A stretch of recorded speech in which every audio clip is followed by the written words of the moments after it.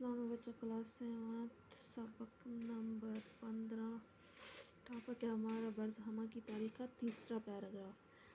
اس کے بعد برزہمہ کی قدیم بستی کا دوسرا دور آتا ہے۔ اس دور میں لوگ مٹی کے جھونپڑوں میں رہتے تھے، کچی اینٹ کا استعمال بھی کرتے تھے۔ زمین میں کھمبے گاڑنے کے نشانات سے پتہ چلتا ہے کہ لکڑی کا استعمال بھی تعمیری کار میں ہوتا تھا۔ اب زیر زمین گڑھوں میں رہنا لوگوں نے ترک کر دیا تھا۔ ان گڑھوں میں مٹی بھر بھر کے ان کی اوپری سطح کو ہموار کر دیا گیا تھا۔ اس دور میں مٹی کے برتن چاک پر بنائے جاتے تھے۔ ایک برتن ایسا بھی دریافت ہوا ہے جس کا رنگ سرخ ہے اور جس میں 95 نگینے لگے ہوئے ہیں، جس سے اس دور کے لوگوں کو ہنرمندی کا پتہ چلتا ہے۔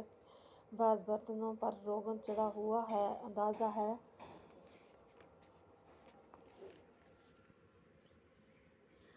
ہے کہ یہ برتن باہر سے ادھر پہنچے ہیں۔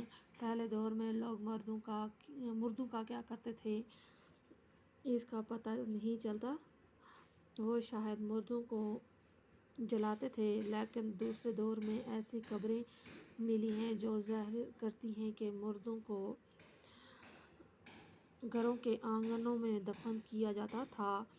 قبروں میں سے جو ہڈیوں کے ڈھانچے پنجرے ملے ہیں، ان میں سے 4 سجدے کی صورت میں دفن کیے گئے ہیں۔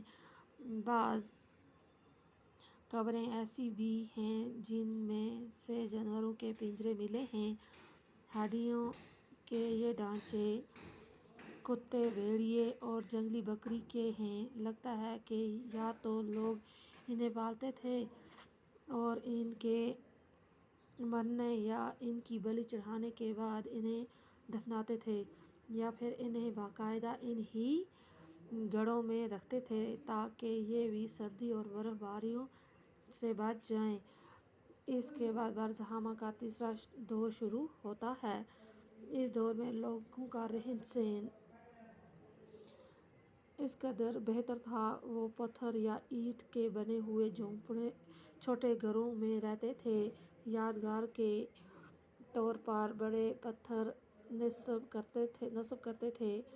اس دور کے برتن کے مقابلے خوشنما چاک پر بنائے گئے ان برتنوں کی سطح ہموار ہوتی تھی۔